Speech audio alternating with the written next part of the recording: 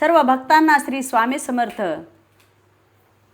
सर्व स्वामी सेवकांना श्री स्वामी समर्थ, सर्वांना श्री स्वामी समर्थ। आणि श्रावण महिना सुरुवात होऊन आता 4-5 दिवस झालेले आहेत आणि आनंदाचा दिवस उगवलेला आहे। भरपूर सगळे भक्त महादेवाच्या मंदिरात जातात, महादेवाला बेल वाहतात आणि सगळ्यांच्या मनात एकच उत्सुकता राहते की महादेवाची पूजा करावं आणि या श्रावणाच्या महिन्यामध्ये 12 ज्योतिर्लिंगाचं पण दर्शन व्हावं। अनेक ज्याचं त्याच्या परीनं देवधर्म करत असतात। हा महिना अगदी मस्त असा असतो। सगळेजण व्यवस्थित सवळ्या ओळ्यात अगदी मस्त पंचपक्वान करून देवाला नैवेद्य, सोमवारचा उपवास, बेल वाहनं हे सगळं काही करत असतात। हे करत असताना सुद्धा अनेकांना वाटत असतं की बाबा श्री स्वामी समर्थ आईचं पण स्वामी चरित्र सारामृतमधले 3-3 अध्याय वाचतात। कोणी दर सोमवारी पूर्ण 21 अध्याय वाचतात, तर कोणी होत नसेल त्यांनी 3-3 पण वाचतात आणि ज्याला सवड नसेल, निवळच वेळ नाही, त्यांनी 1-1 सुद्धा अध्याय वाचतात। मला काय म्हणायचं की बाबा तुम्हाला जसं वेळ मिळाला तसं वाचता। 1 वाचला तरीही तुम्ही मनातून वाचताना बस झालं। तुम्ही मनातून 1 अध्याय वाचला तरीही तुम्हाला 21 अध्याय वाचल्याचं फळ मिळणार आहे। का बरं मिळणार आहे? म्हणजे त्यांनी त्यांच्या कामामध्ये धापधुपीमध्ये आजचा धावपळीचा जमाना असल्यामुळे त्यांनी तेवढाच वेळ काढून अगदी आनंदानं आणि मनातून देवाला परमेश्वराला हाक मारतात, तेव्हा ती हाक परमेश्वरापर्यंत गेल्याशिवाय राहणार नाही। म्हणून ज्या वेळेला स्वामी समर्थाची सेवा करता त्यावेळेला श्रद्धेनं भक्तीनं करा, एवढंच मला सांगायचं सर्व स्वामी सेवकाला, सर्व भक्तांना। आणि तर आपले सगळे संकट दूर होऊन आपण जे काही मनात इच्छितो ते इच्छिलेलं फळ आपल्याला मिळाल्याशिवाय राहणार नाही। अगदी काल मी सांगितले अनुभवामध्ये त्या पद्धतीनं तुम्हाला मिळणारच आहे फळ। काल कसं सांगितलं? घेवड्याच्या वेलाचं सांगितलेलं आहे। आणि काल श्री गुरुची भेट झालेली आहे, ज्या वेळेला नामधारकानं सिद्धयोगीला विचारलेलं आहे की बाबा मला हे सगळं औदुंबराच्या झाडाखालून श्री दत्त प्रभू नरसिंह सरस्वती गेले कुठं आणि समोरचा सगळा समाचार मला सांगा म्हणल्यानंतर नरहरीची काय यातना झाली आणि नरहरीला कुण्या प्रकारे देव प्रसन्न झाले आणि दर्शन दिले आणि अगदी वाळलेले लाकडाला पालवी फोडण्याचा कार्यक्रम त्या ठिकाणी बघण्यात आला।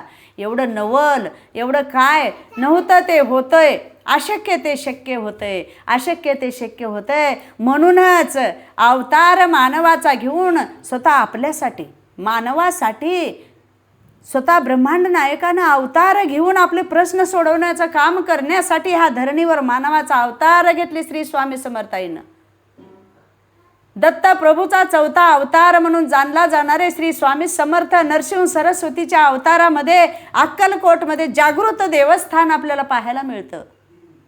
आणि जो कोणी भक्त अक्कलकोटला जातो त्याला अक्कल आल्याशिवाय राहत नाही आणि जात असताना त्याने रिकाम्या हाताने गेलं तर त्यानं हात भरून घेऊन आल्याशिवाय राहणार नाही। आपल्या पदरात स्वामी आई काही ना काही टाकल्याशिवाय राहणार नाही। पण जे काही चिंतलं तसंच त्या पद्धतीनं तुम्हाला फळ मिळणार आहे। तुमची जसा भाव तसा देव। आपली भक्ती पाहिजे। आपण गावाला जाणार आहोत, आपण सहलीला जाणार आहोत म्हणून जरा अक्कलकोटला आणि अक्कलकोटला जाऊन स्वामी याचं नुसतं दर्शन, एकीकडे लक्ष आणि समोर दर्शन, पाय टेकून हात टेकून आलो पायावरती, तर ते दर्शन साध्य नाही। तुमच्या मनातून अगदी हाक मारून विश्वासानं श्रद्धेनं जर अक्कलकोटच्या भूमीमध्ये जर पाय जरी ठेवलं त्या गावामध्ये, तरी सुद्धा तुमच्या मनाला एक ओढ लागून राहील की बाबा मी कधी स्वामी आईपाशी जाईन आणि मी आलोय दर्शनाला, एकदा दर्शन डोळे भरून व्हावं आणि स्वामी आईला पाहावं, अशी उत्कंठा आपल्या मनामध्ये राहिली पाहिजे।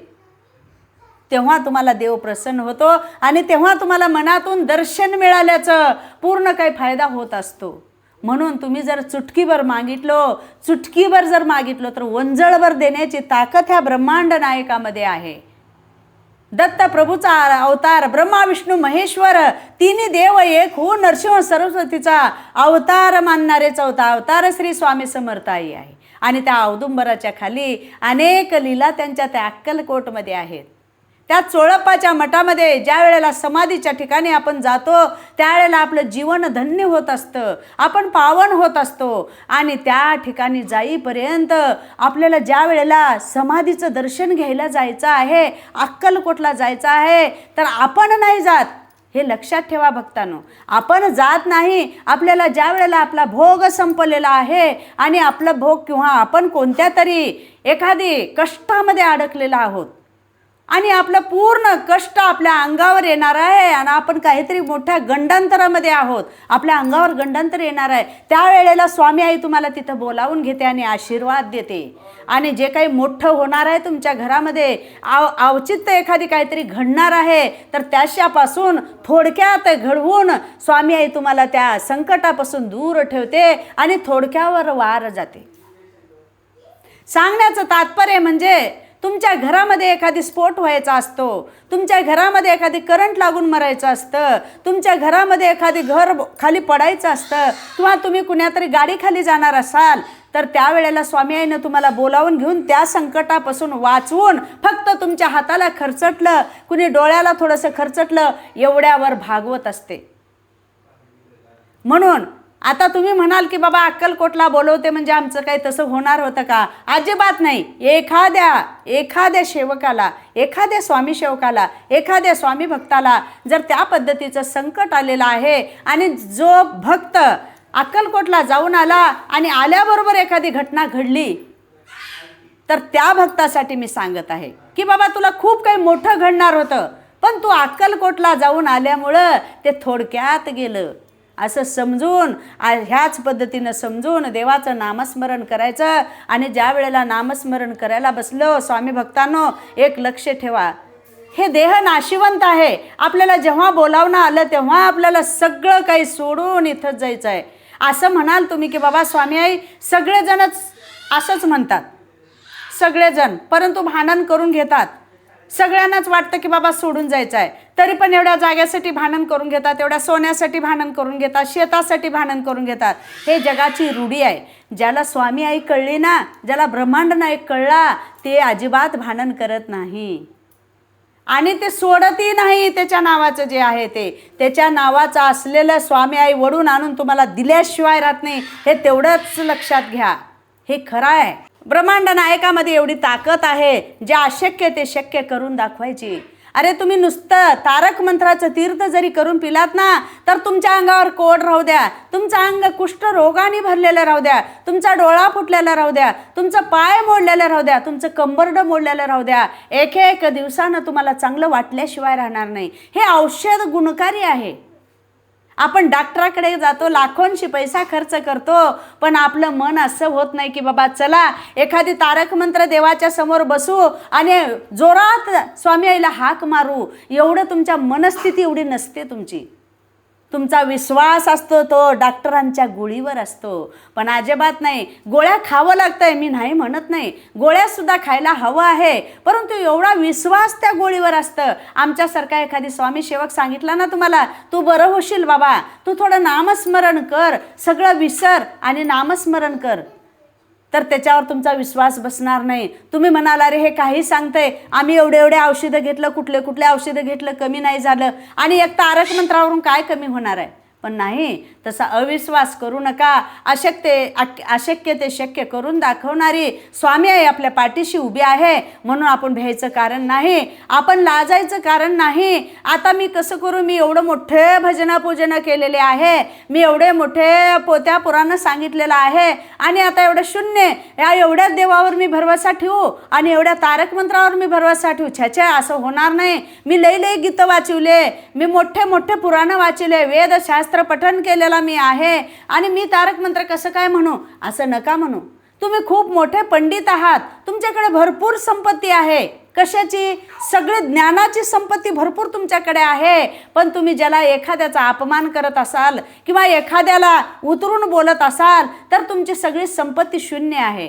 म्हणून मी सांगते, तुम्ही खूप छान आहात, तुम्ही खूप ज्ञानी आहात, वेद पठन केलेले आहात, परंतु तुम्ही तारक मंत्राचा चमत्कार बघा, एकदा तरी बघा. तारक मंत्र घेतल्यावर तुम्हाला जर आराम नाही वाटलं तर मग म्हणा, म्हणून या तारक मंत्राचा चमत्कार आहे. उगाची भितोशी भये हे पळू दे, वशांतरी स्वामी शक्ती कळू दे. अरे ही शक्ती आहे, तुमच्या मनामध्ये कळू द्या तुमचं तुम्हाला. मी म्हणताय म्हणून नाही, हे माझं काहीच नाही. मी कोण आहे मला काहीच ओळखू येत नाही याच्यामधलं. जे स्वामी आई सांगायला लावतात म्हणजे काही अंगात येत नाही. आपण जे वाचायला येतं आहे आपल्याला सरळ साध्या 2 गोष्टी बोलू म्हटलं तर होत नाही. पण ज्या अर्थी स्वामी माझ्या पाठीशी राहतात आणि या आसनावर बसते तेव्हा मला हे सगळी वाचा फुटत असते. म्हणून स्वामी आईवर भरोसा ठेवा, संयम ठेवा आणि आत्मीयतेनं स्वामी आईला हाक मारा. स्वामी आई तुमच्या दारात येऊन थांबल्याशिवाय राहणार नाही. पाठीशी राहते पण दारात येते. आणि जे कोणी स्वामी चरित्र सारामृतामधले 21 अध्यायाचं पठण सतत दर गुरुवारी करतो आणि 11 गुरुवार करतो, त्यांच्याकडे एकदा ना एकदा श्री स्वामी समर्थ आई आल्याशिवाय राहत नाही. हा माझा विश्वास आहे, कोणत्याही रूपात येवो. श्री स्वामी समर्थ महाराज की